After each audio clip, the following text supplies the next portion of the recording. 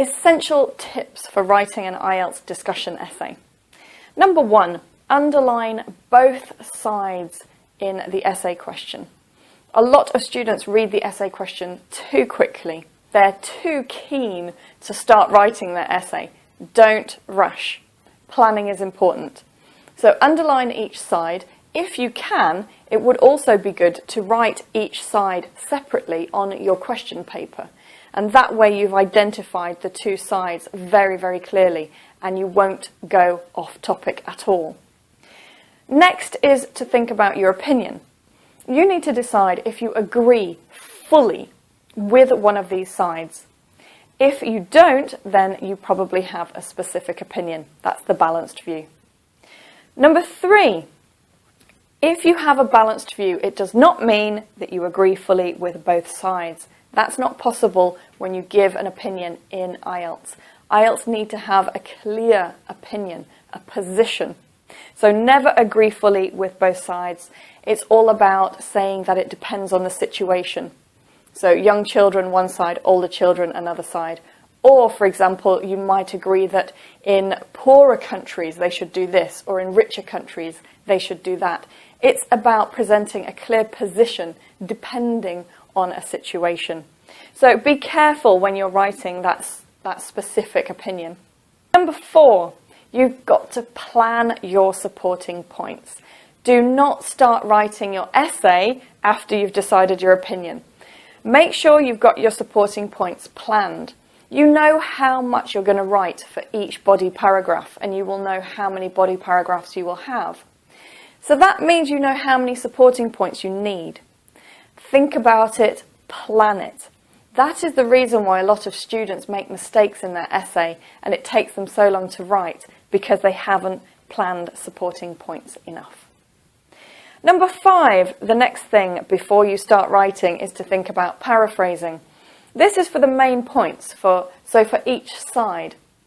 It's very important that when you look at the essay question, you look at the ideas and information given, and you have to decide which words am I going to paraphrase.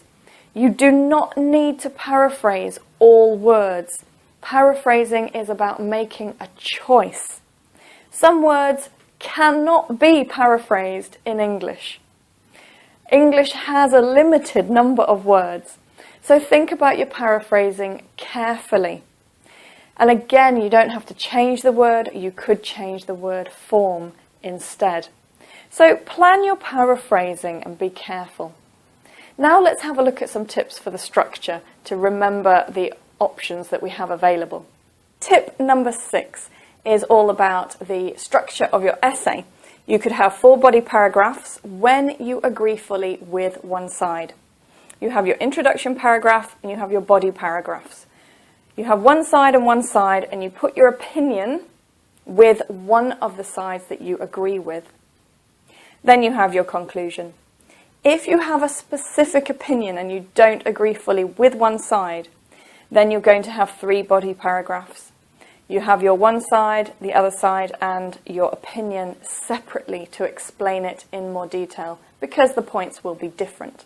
So that's 5 paragraphs in total. But the length of your essay is the same. Now, a lot of students ask me, how many sentences should I write for each paragraph? Well, it's not possible for me to tell you, because everybody writes their sentences with a different length. I'm obviously a band score 9, and I write long, complex sentences. Maybe you will write your sentences a little bit shorter. But if we look at the word count, then we can see that more or less you're going to have about 90 or 95 words for each body paragraph if you only have 2 body paragraphs. If you have 3 body paragraphs, you don't need so many words for each paragraph. And that would be about 60 or 65 words for each paragraph. And in total, the length will be the same. So knowing that, you can calculate for your own writing how many sentences you normally have. Tip number 7, it's time to start writing. And it's time to write the introduction. Your introduction will contain the 2 sides, and that of course means you just paraphrase the essay question. That is your background statement. and then your thesis statement will give your opinion. So remember, the instructions is from the beginning of the essay to the end. Number 8, when you finish your introduction, always reread the essay question. So before you start any body paragraph, when you check the essay question here, read it again, read it again. Always keep checking that essay question and check your notes as well. Keep yourself focused. IELTS is awarding you points depending on how focused your essay is, so keep checking. Let's move on now to tip number 9. Tip number 9, that's all about the topic sentences. Now again, as you know, you need to go and check the essay question before you start writing your body paragraph. And the first sentence of your body paragraph is the topic sentence, and it needs to connect very clearly to the essay question or to your opinion. So when the examiner reads that topic sentence, it will contain the main point. It will explain that you're writing about other people's opinions, or other people's opinion, which is also your opinion, or it's only about what you think, and it will contain the main point and possibly also begin explaining with supporting points. So make sure your topic sentence is fully written and very, very clear. Number 10, supporting points. Now you've already planned them, but it's the way you write them and explain it.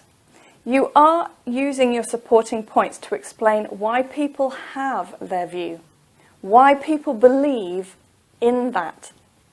So it's all about explaining opinions. So that means tip number 11, don't confuse this with the advantage-disadvantage essay. You are presenting these ideas as what people think, rather than as an advantage. So just be careful with your language and the way you present it. Number 12, this is about your conclusion. So your conclusion should refer to other people's opinions. I mean, if you want to state the opinions again, you can, but you don't need to. You could just refer. So, considering other people's opinions, I believe this. Or, despite people having varying views, I believe this. So you just have to refer to them, and that's all.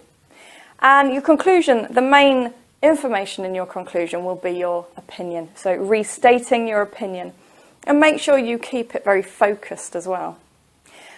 Tip number 13, that's all about the linking devices. So what I'm going to do now is I'm going to show you all the linking devices that we used together in all the essays. And then you can see what the examiner is looking at.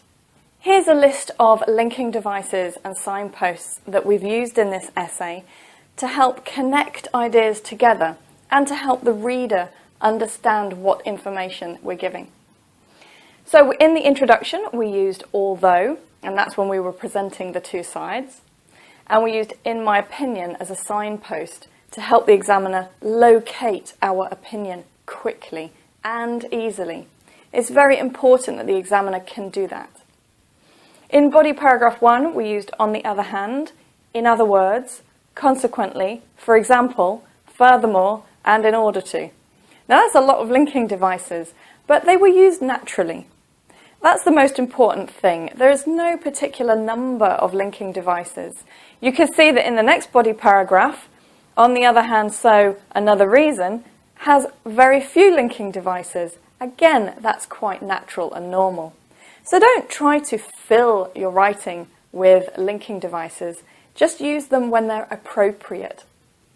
You can also see that we've got on the one hand, on the other hand, finally in my view. Those are the right linking devices to use. Try to avoid idioms such as one side of the coin. That is informal, so you don't want to use that. So on the one hand, on the other hand, perfectly good to use. You can also see that sometimes I've put them at the start of a sentence and sometimes they're in the middle of a sentence. So again, this is about using them flexibly. So the third body paragraph, finally, in my view, while, therefore. In the conclusion, we've started with the correct linking device. That is a good signpost, so the examiner knows that we're not presenting any new main points. We are now concluding the essay. So you can have in conclusion, to conclude, To reiterate is also possible. To sum up is also possible. Don't use any linking devices that are informal, like in a nutshell. That is informal and not appropriate for essay writing. And then, of course, we've got despite. I used that when we had the specific view to give. And again, that's a very nice alternative to although. But just check the grammar. Although the linking devices are used with the same meaning, the grammar is often different, so check that. Another tip to give you, of course, is that this is a discussion essay and you are expressing other people's opinions. So you will find in your worksheet that comes with this lesson also a list of expressions to show other people's opinions. For example, it's commonly thought, many people believe, according to some. So you can have a look and you can use them in your essay. Right, so that's the end of the essays and the tips. Now it's a time to review the vocabulary before we finish this lesson. Before I run through the vocabulary, there is something I want to point out to you. This essay is about competing and cooperating, and it's about children at school.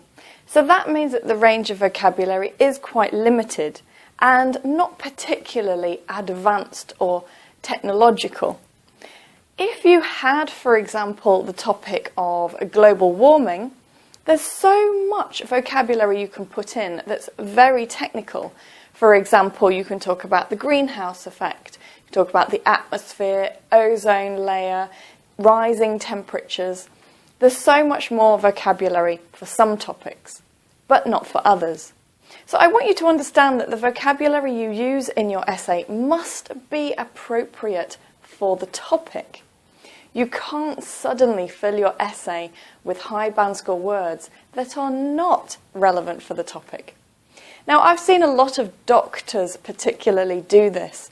They have a lot of high band score words for medicine, and so they want to put these words into their essay.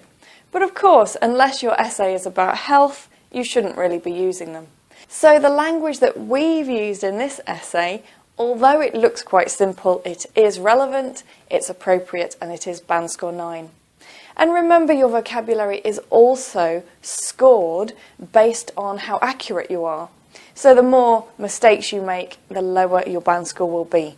So aiming for appropriate vocabulary and accurate vocabulary is the key. Now let's look at some of the vocabulary that we used. In the essay, when we gave our opinion, we used I consider that. Now I want to explain about this verb, consider, because it has two different meanings. When you use it in this way, as the present simple, I consider that, it means that I judge or I deem. We don't normally use judge or deem in an essay for IELTS, so we use consider. But if we use the present continuous, I am considering, the verb changes meaning. And that means that I have not made a decision and that I'm thinking about it. So one means that I have made a decision and this is what I think, and this means I haven't made a decision and I'm thinking about it. So please be aware that the verb has a different meaning depending on the tense that you use. Then we've got, it should depend on the age of the child. Now we used that, and this can be paraphrased by writing, the age of the child should be taken into consideration. Motivate. If you're using it as a verb, you can talk about encourage. If you're using it as a noun, motivation, you can talk about the drive. So remember, you don't just need to change verb, you can change it to a noun. Excel, we used that in the essay, and that means to do well, to perform well. Essential, it means critical or vital. Now, indispensable, it has a very similar meaning to critical and vital, but it actually means that you cannot do without something. You can have something that is indispensable, means very valued, or it could be a person who is indispensable as well. Let's have a look at some more vocabulary.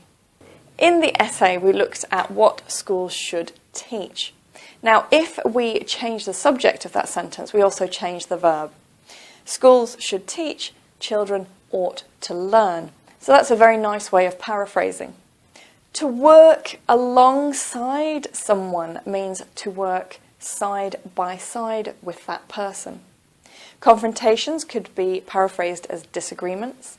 The noun focus could be paraphrased with the emphasis. If you use it as a verb, to focus on something, you could put to concentrate on. To start to take their exams, that's what we talked about in the essay. You could change that and write, begin their examinations. Compete to get a job, you could write compete in the job market. Well, that's all for this lesson. I hope you understand now how to write a discussion essay. It is not difficult. It's one of the easiest essays to write if you understand what you need to do. So now it's time for you to read back through the models and review your notes. I'll see you again in another IELTS lesson.